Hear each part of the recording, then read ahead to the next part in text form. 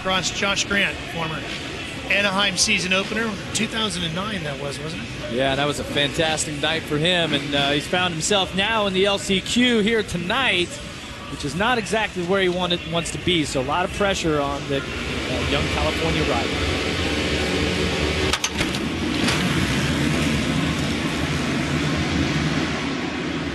Grant on that DNA Energy drink back Kawasaki for Jeff Ward Racing, right into the lead with the whole shot.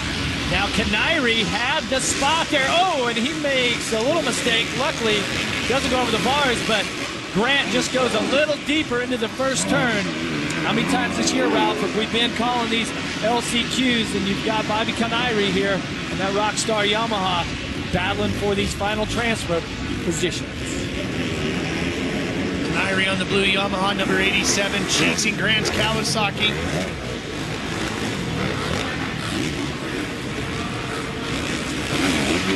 Aaron Kanairi having a pretty good run here. Pretty good run so far, but a tough day for him so far. Also, he crashed during practice. He tweaked his right ankle. They've had to work extremely hard getting that bike in race-ready condition. He said he took a little stinger to the head. Everything was okay, but everything needs to be changed on the bike except for the seat and the front wheel. Wow. A little stinger. Lots of parts being changed this year. You know, last year we had such an incredible championship battle with all of the title contenders staying in it. For the most part, most riders, with the exception of Josh Grant, stayed pretty healthy. And that was kind of an anomaly. And now this year it's kind of been the exact opposite, is we've had a lot of injured riders. But fortunately, you know, we have a deep field and there's a lot of talented riders.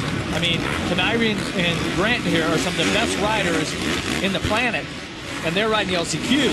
It just tells you that even though a lot of riders are injured, we still have a great field of racers. It's a very deep field of competition, top level of Monster Energy Supercross these days. Maybe some of the deepest we've seen over the years. Yeah, it certainly is. Our Lights program is really producing great talent. These riders are working hard, they're dedicated, tremendous amount of support from teams and outside sponsors. DNA's on board with Jeff Ward Racing. You got Rockstar with the Suzuki team. And this Star Valley Yamaha team that Kanairi's on is one of the largest teams. They've got, I believe, 7 riders between Supercross and Supercross Lights. Well, and it costs money. Yes, it does. And it's going to get deeper next year, too, Jeff, when you take a look at the fact that guys like Justin Barsh are going to be forced to move up. Kanairi coming inside on his 81. He's got the move on Grant. Grant tries to battle back. He's going to have the advantage of the next corner, so the lead swaps again. These riders keeping it clean right there, but Kanairi, you know, he's got a little more time on the bike and racing time this year as Grant's just come back to join us. I'll tell you what, they've got a little gap right now. It's about 2 seconds back to Ryan Clark, the 124. He certainly would like to capitalize on a mistake by one of these riders and get himself into the main event. There he is, whoop, coming around. Now watch as they go through the whoops here. Grant, in his history, when I've seen him, he has been really fast through the whoops, but you can see he is just tiptoeing through there right now. And that tells me that the whoops are just treacherous here tonight, and he wants to be ultra safe, make sure that he keeps his first place position here in this LCQ and makes it to the main.